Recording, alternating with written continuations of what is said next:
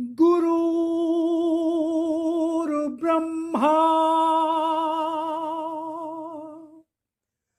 गुरुर्विष्णु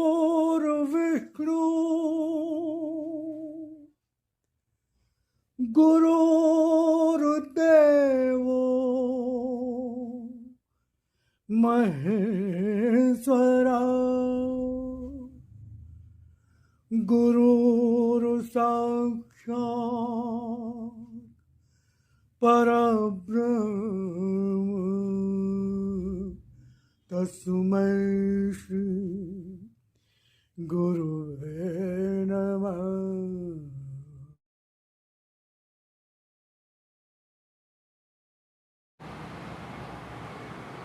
जय राम जी, नमस्कार। कैसे हैं आप लोग? उम्मीद करता हूँ ईश्वर कृपा से आप सब सकुशल होंगे। इधर थोड़ा एक हफ्ते से स्वास्थ्य ठीक न होने की वजह से भगवत चर्चा हेतु उपस्थित न हो सका, तो जैसे ईश्वर की इच्छा। तो आज हम भगवत चर्चा करेंगे सद्गुरुदेव के सद्वाक्य को लेकर, जो उन्होंने कहा था कि साधक परमात्मा है यह तो मान लेता है, पर संसार नहीं है यह नहीं मानता है। परमात्मा है यह तो मान लेता है, पर संसार नहीं है यह नहीं मानता। इसीलिए परमात्मा प्राप्ति में बाधा लगती है।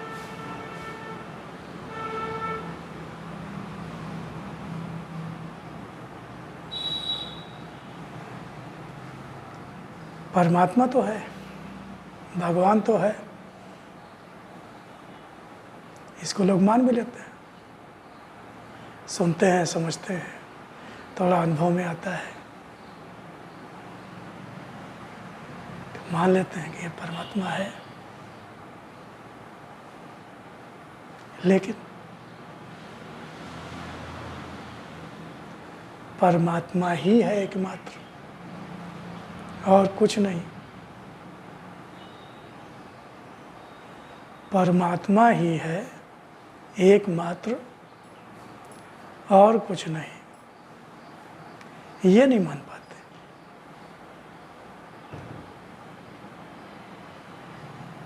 हम सब के लिए समस्या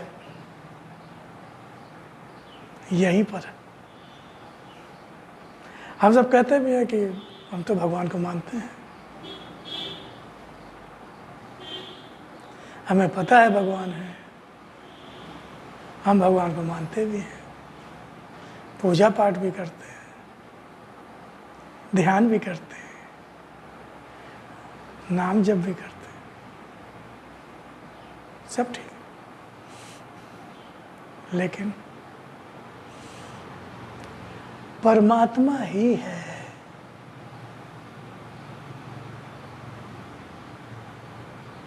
एकमात्र, एकमात्र परमात्मा ही है।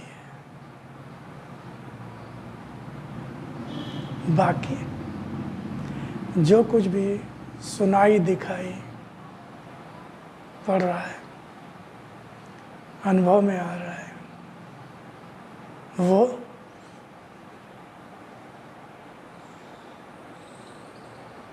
उसको भी हम मानते हैं कि है, और यही गड़बड़ है, जबकि वो नहीं है। वास्तव वो सिर्फ परछाई है, वो मात्र परछाई है, लहरें हैं। क्या है? लहरें हैं, परछाइयाँ हैं। भास होता है, लगता है कि इनका अस्तित्व है, लेकिन अगर अस्तित्व तो धोखा देने वाला है इनका, क्योंकि हम तो भरोसा करने लगते हैं, हम तो भरोसा करने लगते हैं। आंखें हमेशा ऐसी ही रहेंगी, कान हमेशा ऐसे ही रहेंगे, शरीर हमेशा ऐसा ही रहेगा, हमारी सुंदरता हमेशा ऐसी ही रहेगी, हमारी शरीर में ताकत हमेशा ऐसी ही रहेगी। कोई प्यार करता है तो वो हमें ऐसे ही प्यार करता रहेगा। अगर कोई हमारा नातेदार, रिश्तेदार, परिवार का है तो वो हमेशा रहेंगे, सदा रहेंगे। रुपया पैसा हमेशा रहेगा। ये स्थितियां परिस्थितियां ऐसी ही रहेंगी, चाहे अनुकूल हो चाहे प्रतिकूल।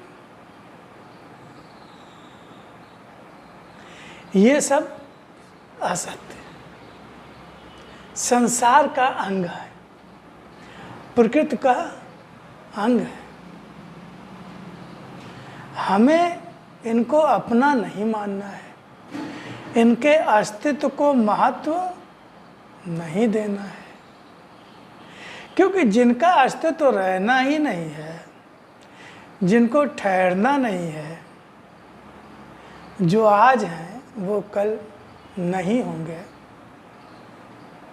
ये तो और ये भी अनुभव है, ये भी अनुभव है। अगर हम अपने जीवन अब तक जो जिया है उस पर अगर हम ध्यान दें, विचार करें, तो बहुत सी चीज़ें जो पहले थी अब नहीं है। हमारे बहुत ही रिश्तेदार जैसे माता पिता, किसी के माता नहीं है तो किसी के पिता नहीं, किसी के माता पिता दोनों नहीं।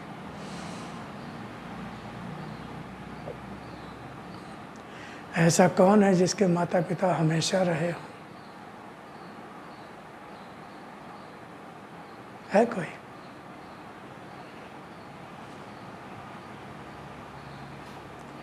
नातेदार, रिश्तेदार, चाचा, मामा, पत्नी, पति, पुत्र, पुत्री,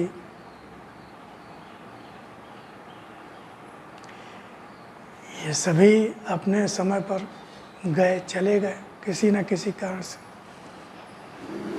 हम रोक नहीं पाए। शरीर जिसकी सभी लोग चिंता करते हैं, बहुत चिंता करते हैं,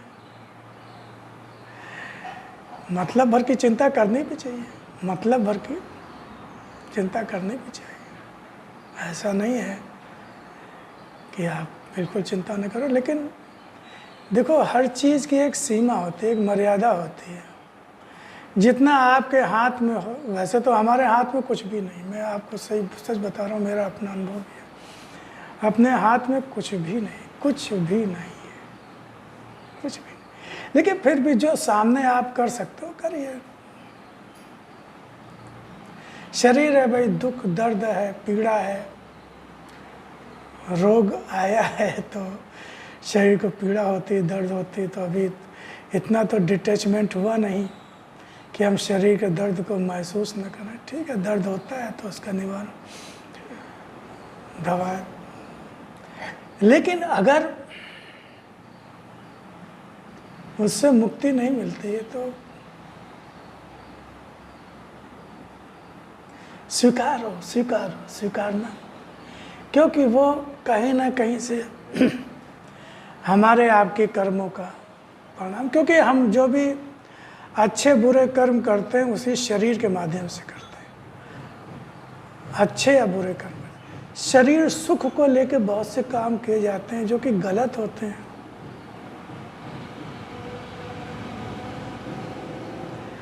तो अगर उन गलत कामों को करके शरीर ने सुख भोगा है, इस मन ने सुख महसूस किया है तो फिर उसका फल भी इसी शरीर को ही भोगना होगा, फिर उसका कष्ट भी भोगना होगा। अगर सुख शरीर भोगता तो दुख कौन भोगेगा? शरीर ही तो भोगेगा। अगर मज़ा मन लेता है तो सजा भी मन ही भोगेगा, और कौन भोगेगा? इसीलिए भगवान ने कहा कि या तो अकर्ता बन के कर्म करो, अपने को कर्ता मत मानो, यानी कि कोई कामना रखकर, कोई इच्छा रखकर कोई कर्म मत करो और मैं कर रहा हूँ, मैं करने वाला हूँ, मैंने अपनी ताकत से किया, मैंने अपनी बुद्धि से किया, मैंने अपनी चतुराई से किया,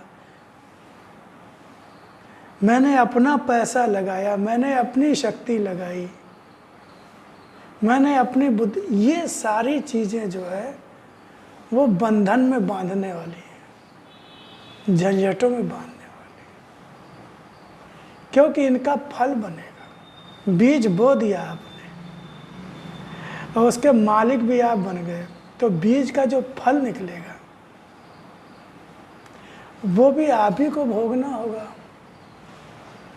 और अगर आप मालिक न बने, आप कर्ता न बने, आप निजी स्वार्थ में सुख की कामना से कोई कर्म न करें, किसी को दुख देने की भावना से कोई कर्म करें, द्वेष की कामना से कर्म न करें, तो और कर्म करें लेकिन अकर्ता बन के करें, तो कर्म का फल तो होगा लेकिन उसको आपको भोगना नहीं होगा।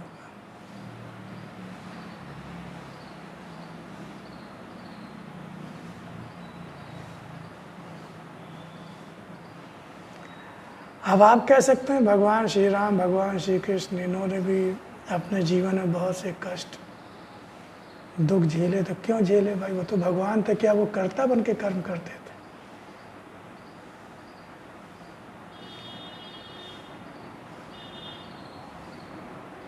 वो कर्ता बन के कर्म नहीं करते थे, अकर्ता बन के ही कर्म करते थे। लेकिन देखिए, संसार में अगर आए हैं और शरीर पाया है तो सर्दी गर्मी तो पड़ेगी, सर्दी गर्मी पड़ती है और शरीर उसको अनुभव करेगा, लेकिन वो अनुभव है, जो अनुभूति है वो अंदर गहराई तक नहीं जाता है। जैसे कि समुद्र में लहरें उठती हैं, तरंगे उठती हैं और वो शांत हो जाती हैं, उठती हैं शांत, लेकिन समुद्र की गहराई में भीतर लहरें नहीं होती हैं, वहाँ पूरी तरह शांति होती है। ऐसे जो अवतारी सत्ताएं होती हैं, भगवान श्री राम, भगवान श्री कृष्ण, या बड़े बड़े साधक सिद्ध संत महात्मा जो हो गए, जो आत्मारामी संत है, जिन्हों साक्षात्कार हो गया, जो एक आत्मा से एक रूप हो गए, वो ऊपर से तो सारे कर्म करते, वो हंसते भी दिखाई देते हैं, जरूरत पड़ती कोई अगल बगल पड़ोस में घर में कोई दुख कष्ट होता है, कोई मृत्यु होती है तो वो रोते भी हैं, लेकिन अंदर से वो बिल्कुल शांत होते हैं। अंदर उनके दुख नहीं जाता, अंदर उनके अंदर सुख नहीं जाता, वो स्थिर चित्त होते, स्थिर चित्त होते। तो बाहरी क्रियाकलाप देख के हम ये नहीं समझ सकते कि वो सिद्ध संत है या आम आदमी, आम इंसान है। फिर आगे की और घटनाओं से होता है, कुछ लोग सुख में पागल हो जाते हैं, कुछ लोग दुख में पागल हो जाते हैं, कुछ लोग सुसाइड कर लेते हैं, कुछ लोग दुख पड़ता है तो गलत रास्ते अपना लेते हैं उनकी समस्या समाधान। ये एक आम आदमी की पहचान है। लेकिन जो सिद्ध संत महात्मा होते हैं, उनको ऊपर कितने भी कष्ट पड़े, कितनी भी कठिनाइयाँ परेशानियाँ, लेकिन वो सत्य का मार्ग नहीं छोड़ते, सच्चाई का मार्ग, वो कोई गलत काम नहीं करते चाहे जितना कष्ट पड़े। वो किसी को अपने स्वार्थ में, अपने हित के लिए वो भूखे रह लेंगे, लेकिन किसी की ज़बरदस्ती रोटी छीन के नहीं खाएंगे, किसी को लूटेंगे नहीं, किसी की अपने निजी स्वार्थ में हत्या नहीं करेंगे।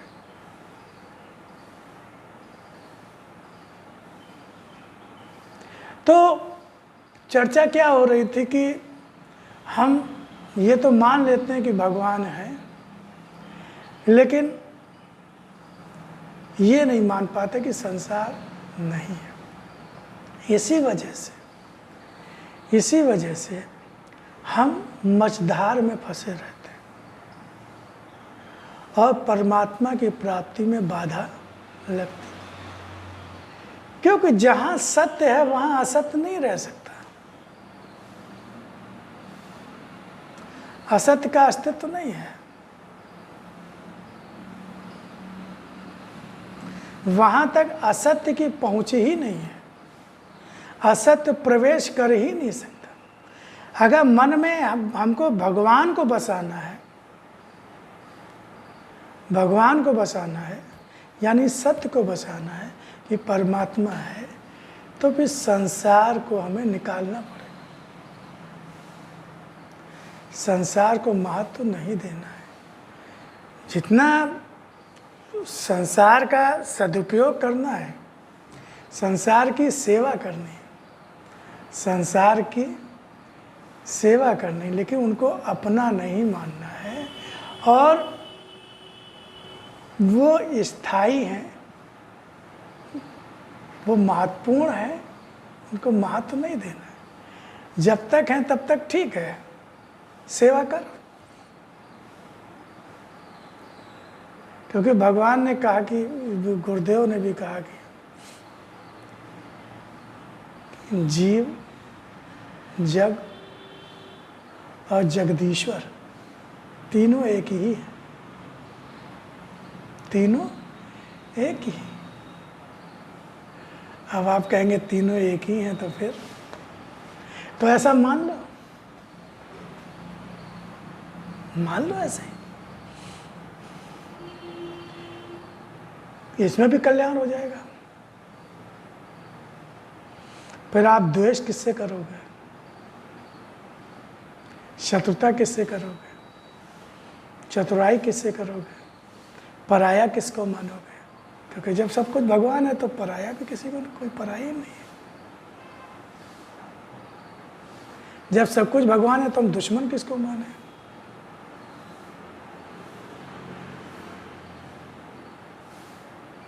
छल प्रपंच किसके करें? सब कुछ भगवान है, सब कुछ भगवान का है, सब कुछ भगवान ने दिया है। जब सब कुछ भगवान है, सब कुछ भगवान का है, सब कुछ भगवान ने दिया है, तो हम भी भगवान के हैं।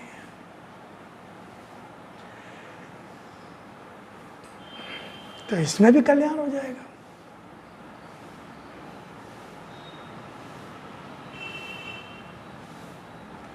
लेकिन ऐसा होता कहाँ है? कहते हैं सब कुछ भगवान करा रहा है,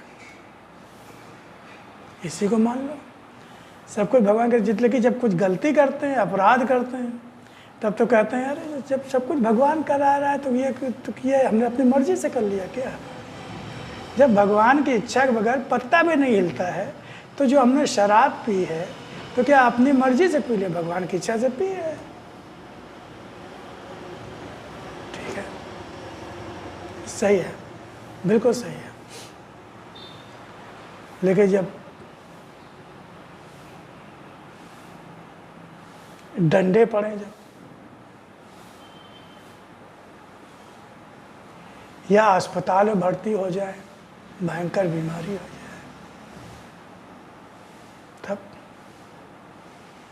तब भी तो मानो ना कि भगवान ने ही किया, भगवान की इच्छा। मस्त रहो, मस्त रहो कि सब कुछ भगवान की इच्छा से हो रहा है। कोई थप्पड़ मार दे, कहते भगवान की इच्छा से मारा है, तो क्या है, ठीक, मार दिया मार दिया। तब तो आप गुस्सा हो जाते हो, थप्पड़ कैसे मारा? थप्पड़ कैसे मारा? देख लूंगा, निपट लूंगा। या कुछ अच्छा हो गया, बढ़िया हो गया, मैंने किया है, देखा मेरी बुद्धि, मेरी अकल, योग्यता, मैंने इतना बड़ा मकान बनाया है, करोड़ों रुपए खर्चा किए, करोड़ों खर्चा किया, मैंने बनाया, मैंने। फिर क्यों नहीं कहते भगवान ने बनाया? ऊपर से कह भी दे, अरे सब भगवान का किया जरा है, लेकिन अंदर से तो सब बात, असलियत तो आ जाती है, अंदर का जो बेईमानी है वो बाहर आ जाती है कि मैंने मकान बनवाया, मैंने मकान। जब वैसे तो कह रहे सब आपने कितना बड़ा मकान, अरे भगवान की कृपा है। विनम्रता, पाखंड, विनम्रता का पाखंड, विनम्रता का पाखंड। क्योंकि अगर विनम्रता का पाखंड ना होता तो कभी फिर ये शब्द भी नहीं निकलते। कभी हम बच्चों को सामने कहते हैं, अरे देखो मैंने इतना बड़ा मकान बनाया तुम लोगों के लिए, इतनी मेहनत की मैंने किया। या किसी के सामने डींग हाँकते हैं कि मैंने इतना बड़ा मकान बना दिया, इतनी बड़ी बड़ी गाड़ियां हैं मेरे पास, इतने लोग हैं मेरे पीछे चलने वाले, तुम क्या मेरा मुकाबला करोगे?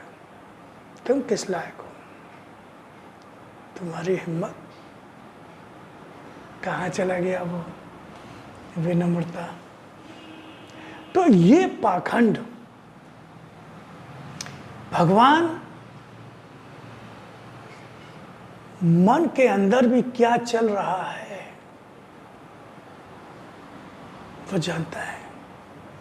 हम दुनिया को बेवकूफ बना सकते, उसको बेवकूफ नहीं बना सकते।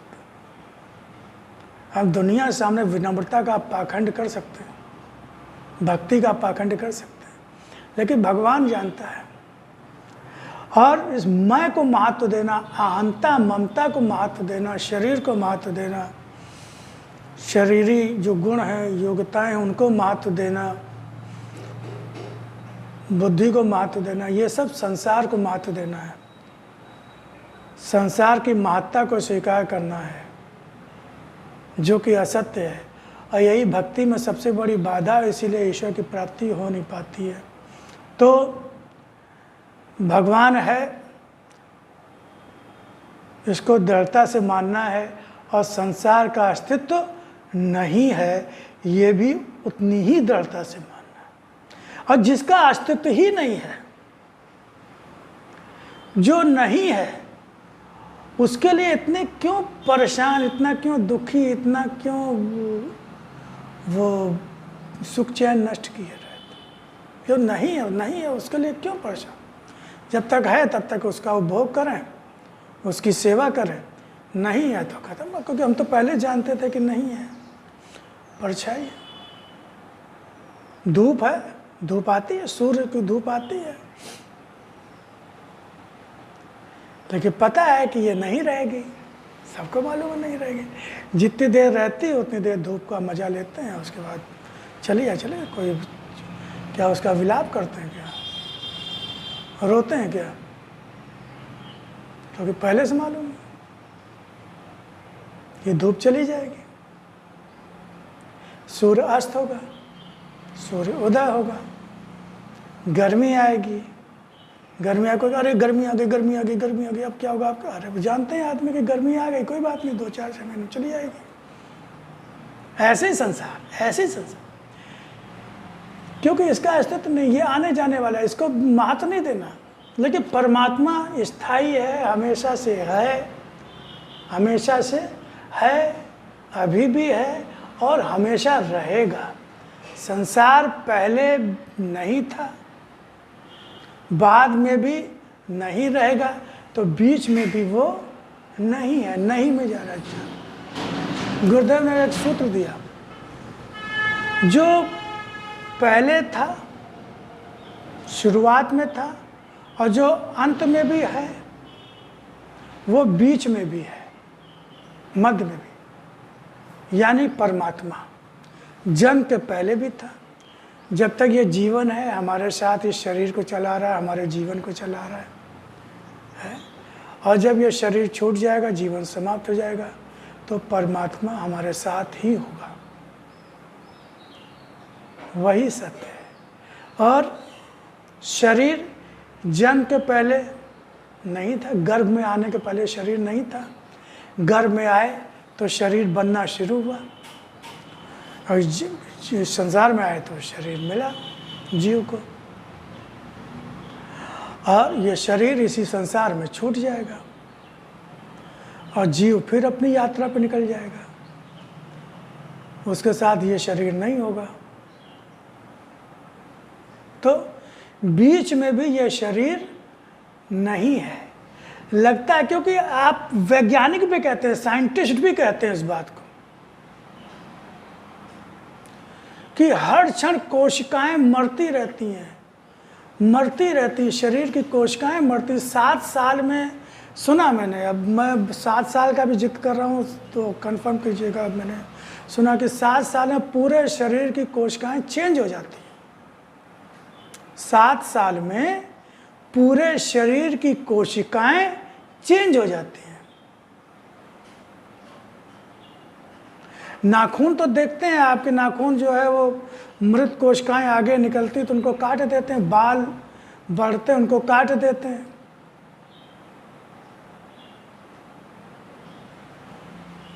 तो ये शरीर जो है निरंतर बदल रहा है, निरंतर बदल रहा है। हम लोग चूँकि हमेशा देखते इसलिए महसूस नहीं होता, लेकिन फिर भी अगर हम 2, 4, 6 साल बाद अपनी ही शक्ल देखते, कहते देखो कितना परिवर्तन आ गया, देखो पहले कैसे लगते थे, अब कैसे लगते हैं। तो इसको स्वीकारना है, स्वीकारना, खाली स्वीकारना ही नहीं, अपने आचरण में भी लाना। मुख्य चीज़ अपने आचरण में ही लाना। ज्ञान तभी फायदेमंद होता है, लाभदायक होता है, जब वो आचरण में आने लगे, मन वचन कर्म में आने लगे। खाली जानकारी होने से इतना फ़ायदा, इतना क्या फ़ायदा, तनिक भी फ़ायदा नहीं होता, बल्कि अहंकार बढ़ता है। अहंकार बढ़ता है कि देखो हमारे पास इतना ज्ञान है, हम देखो इतना जानते हैं, हमको इतना मालूम है। लोग सुनते हैं तो वाह वाह करता है, वाह वाह क्या बात है भाई, बहुत अच्छी बात कही आपने, बहुत अच्छी, आपको बहुत जानकारी है, आपको बहुत ज्ञान है, आप तो ज्ञानी आदमी। और हमारा अहंकार बढ़ गया, हमारा अहंकार बढ़ गया, नुकसान हो गया हमारा, क्योंकि अहंकार हमेशा पतन करवाता है, हमेशा पतन। जहाँ आपके अंदर अहंकार आया कि अरे हम तो ज्ञानी, इतना लोग हमारा सम्मान करते हैं, पैर छूते हैं, अहंकार।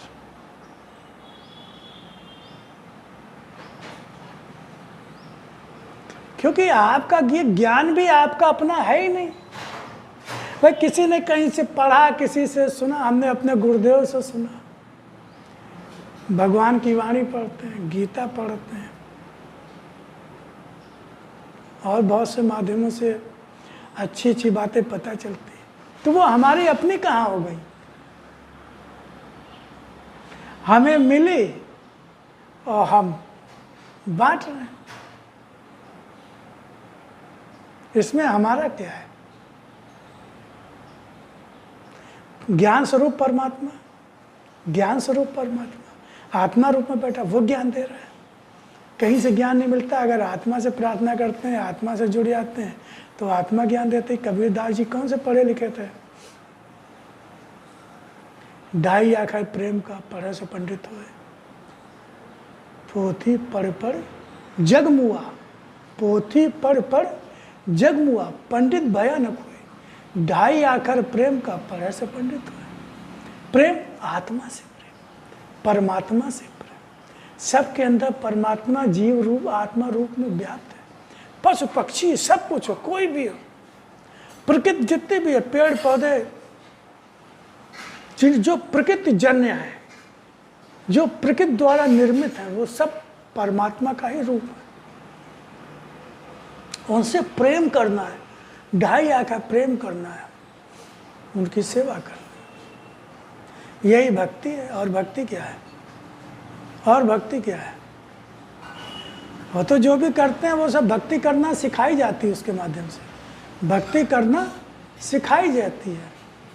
जैसे प्राइमरी में का से कबूतर, खा से खरगोश बताया जाता है, फिर का से कबूतर खरगोश छूट जाता है, लेकिन हम लोग तो उसी को पकड़ के बैठ जाते हैं, वहीं बस मंदिर जाना बस वहीं तक भक्ति रहती है, तिलक लगाना वहीं तक भक्ति रहती है, आरती करना भगवान को बस भक्ति हो गई, बस इतनी भक्ति।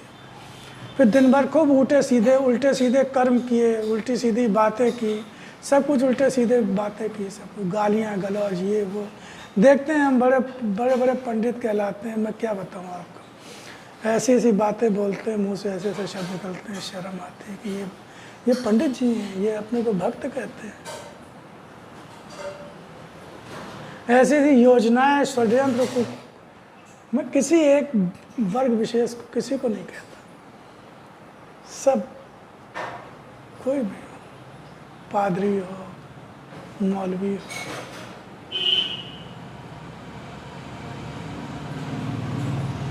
जब तक आपके जीवन में प्रेम नहीं समाया, प्रेम आत्मिक प्रेम, आत्मा का प्रेम, निस्वार्थ निष्काम, तब ये होगा कि आप सच में एकमात्र ईश्वर ही है और संसार नहीं है, नहीं है, नहीं है।